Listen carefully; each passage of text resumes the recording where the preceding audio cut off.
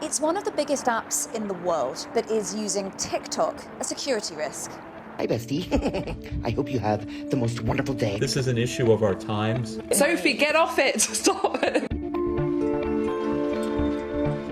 TikTok is owned by the Chinese tech company ByteDance. Some fear that the app can harvest your data and potentially hand it to the Chinese government.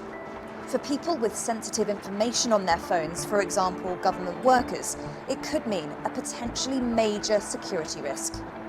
We'll look back at this time and say, wow, that was a really naive time where people just let their data go all over the place. So, at a time when tensions between China and the West is high, some governments are cracking down and banning workers from having the app on their work phones.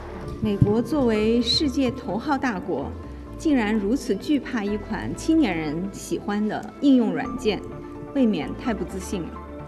Government workers in more than half of the US states, Canada and the European Commission are all banned from having TikTok on their work devices. The measure is in line with our strict internal cybersecurity policies. The US House Foreign Affairs Committee even voted to give President Biden the power to ban the app altogether.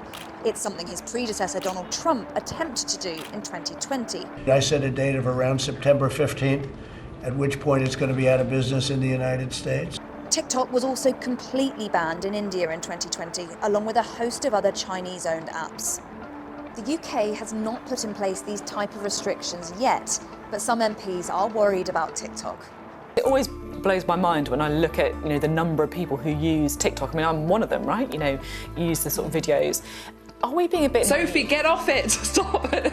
Our data is a key vulnerability, and China is building a tech totalitarian state on the back of our data, so we have to get far more serious about protecting ourselves. TikTok denies it could be a security risk at all. After the EU Commission's ban, the app's Brussels-based public policy official, Caroline Greer, tweeted that the suspension is misguided and based on fundamental misconceptions. But it seems bans like this aren't having much of an impact on people who use the app. We used to be very concerned about my data, but being on social media, I think there's a lot of companies that take advantage of data and selling it. And so TikTok, in my mind, is just another company doing that.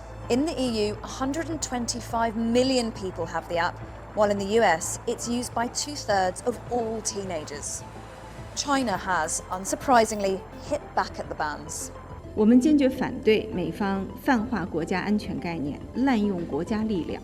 All this is playing out at the exact time that tensions between China and the West, particularly America, are at their lowest ebb in decades. Issues from trade, computer chips that allegedly steal tech data, Taiwan, and the suspected Chinese spy balloon shot down over the US earlier this year have all strained their relations.